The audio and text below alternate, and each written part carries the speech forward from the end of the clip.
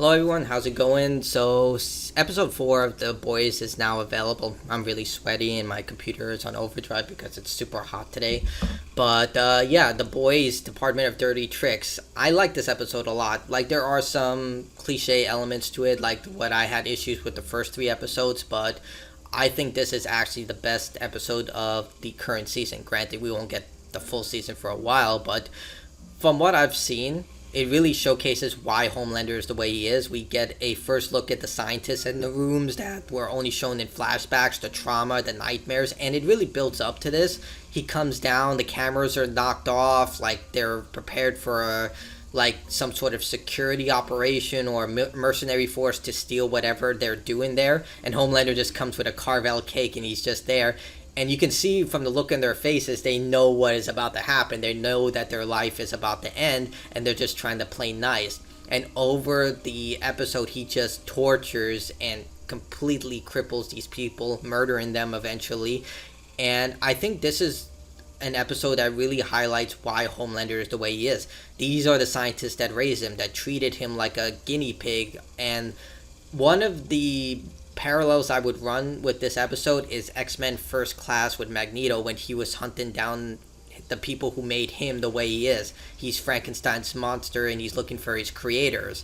And one of the lines that I loved about that movie was, "I've been at the mercy of men following orders. Never again." And Homelander does the same thing in his own way. He says, "You're sorry? Why? You were just doing your job." And you can see they're not really sorry for what they did. And I get it, it is Vought. Like, I was thinking the same way. I was like, if they were so sorry, they could have left the company. Even Homelander, he was like, "I remember a lot of you and some new faces." So some of these people aren't even part of the Homelander project, but he just sees them in the same light because this is still the trauma rooms that filled his childhood with misery. But you see that he's just showcasing why he is the way he is, how the memories that they just remember casually as they did things in the background. Like, there's this scene where he's throwing paper balls into a waste paper basket and he's just like, "I remember that oven where I was literally being tortured, being destroyed, my skin was flaring, and you guys were just like looking, taking notes, and you were playing waste paper basket basketball and you were just like casually doing that." So he decides to toss him into the oven, and that's the moment the guy just starts being like, "I'm sorry, I'm so sorry." And I'm like, dude, you're not sorry. You're sorry that you're seeing the consequences of your actions. And this is not to say that I don't have sympathy for these people. What Homelander is doing is completely grotesque. He's basically showcasing what they created. But what I really loved about this episode was the final scene between Homelander and the project lead. She explains of how they're still in control with him, how they brought in the best psychiatrist on the planet to basically manipulate his mind so he needs to be loved, he needs to be adored. That's why he cares so much about his score and how people affect him. But we also saw in the beginning of this season how he's starting to just not care because they don't care what he does. They don't care if he kills people, if he saves people. He's literally looking at these people and he's like, they're so inferior to him, yet he adores them. And now he's starting to see why. And you can see how proud she is of that. She knows that even if they're going to die here, they still have that over him. And he just flat out says, "No, you don't. I'm not human anymore. I don't consider myself human." Because remember, the world still thinks that Homelander is an alien.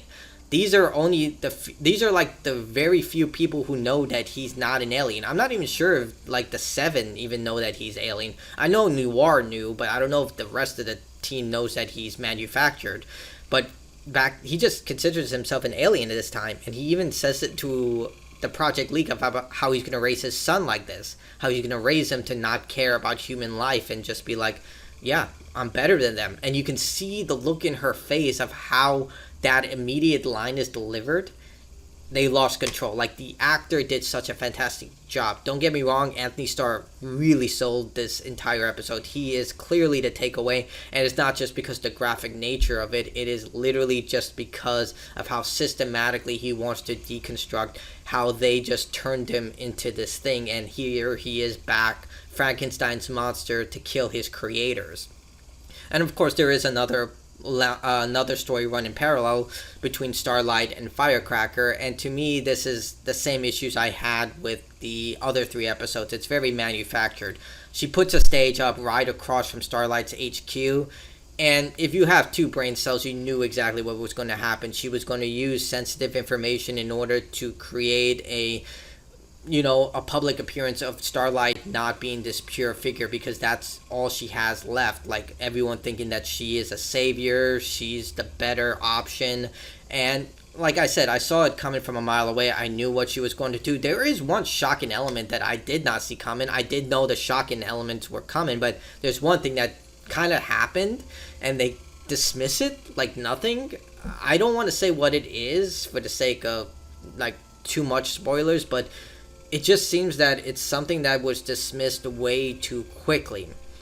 But yeah, it's what it is. Like, I saw what was coming. The best part of that entire storyline was Billy, of course. And this is something that I do want to address before I forget it. Someone in my previous video made a comment about how I would convey the world's smartest person with the books and all that. And I rewatched my video and I went too much about the book scene and all that. The reason I don't think Sister Sage is a really good, convincing, smart person is because she never showcases how she's distinct from everyone else. To me, 2 of the smartest characters ever written would be the Master Whispers and Tyrion from Game of Thrones before the final season. They showcase methodically how they're so smart. They're always 2 steps away from people because of not only their intellect, but the way they use their advantages of how people see them. The Master Whispers has spies, he has blackmail information, he understands you better than you. He has so much information on you that you literally can't touch him because he just has all this data that he can use against you at any time. He basically has you by the chain.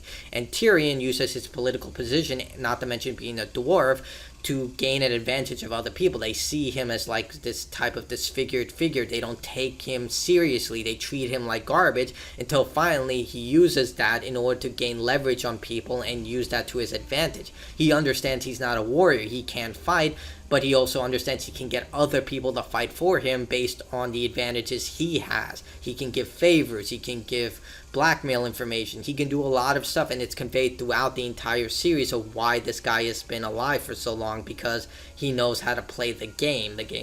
Yeah, it is. I did. You know what I'm saying. He plays the game very well. I was about to say the Game of Thrones, but I feel like that would be too tacky. And that's what I had a problem with Sister Sage, because it's the same way here. A-Train is hiding something. Well, obviously, he picked up his phone and he looked very distressed when he was reading it, so not really that profound.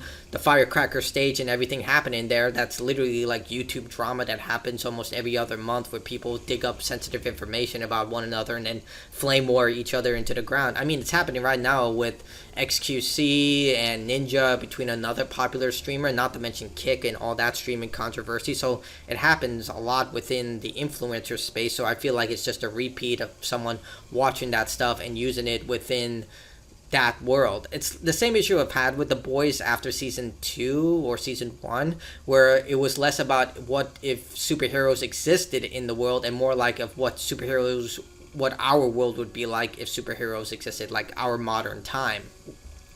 So that's my issue. It's just that she doesn't really do anything that makes her seem like she's distinct and new to the point that she would be given the title as the smartest person in the entire world, because everything she's done, anyone else could have done who has a psychiatry degree or who is deeply emotionally intelligent. I mean, you spend 5 minutes alone with the Deep, you can tell that this guy is extremely depressed. He feels no one respects him. No one does respect him. But stuff like that, and how you can easily use that emotional intelligence to manipulate him. Spend 5 minutes alone with Homelander, well, that entire section with him visiting her, and she already knew, like, anyone could tell this guy's psychotic, like, just based on his actions and public appearances. That's what I'm trying to convey. Like, she doesn't do or say or complete anything that makes her unique as the world's smartest person. You need something. Maybe I'm wrong, and later on in the season they'll completely prove me wrong, but as far as I can tell, this is just someone who has a great deal of intellect in terms of how people operate. Like, she can predict them, and that is smart in its own way, but it's not distinct. I'm trying to make that I'm trying to make that connection. I hope I did that well. So addressing that comment of that person, it was a really good comment. They had a good point. But yeah, and to run parallel with my argument with Sister Sage, take Billy. Billy is definitely another standout in this episode. The reason Billy is such a great character is because he's unique. He's so hostile and so just extreme that even the boys themselves don't want to bring him in unless they absolutely have to. He gets results, but it's always the most extreme thing that people even draws the line with the things they have done. That's what makes Billy such a great character, because he's unique, he's distinct. Same thing for Homelander, A-Train, even the Deep. These are characters that have skills and talents and personalities that make them unique. Sister Sage just doesn't have that at this point, at least from what I'm seeing. I don't see anything that, whatever about her. There is this one graphic scene that I don't even want to talk about. I'm trying to keep spoilers as limited as possible. Like, it's between her and the Deep. And I don't know if it's her trying to manipulate him more deeply, play on words there, or if she's actually trying to develop a connection with this guy. Because she does let him in on a personal level, but again, it could be just her manipulating the guy so she has full control over him. I mean, at his core, the Deep may be a clown to a lot of people, but the guy can literally control sea life. If he decides just tomorrow to destroy the entire naval force, or just use all the sea life to do what they did in Aquaman, it would probably be not a really good sign for the populace of the planet. But yeah, that's why I think Sister Sage really needs some sort of unique element that just makes her very distinct and new and different. But Billy definitely stands out. He does his more extreme elements, and there's this one scene between her and Firecracker where he just brings out a very devastating amount of blackmail information, and she just says, "Do it. I don't care. She literally pulls a Homelander." And I thought that was, like, that's what I crave from the boys. That level of just misdirection and stuff that you never expected that would happen in that situation. And I'll draw the line there. Billy does have other elements, and there's still theories about what's going on with his medical condition. And then we also have Huey. Huey, you can see that he's starting to be fully consumed by revenge.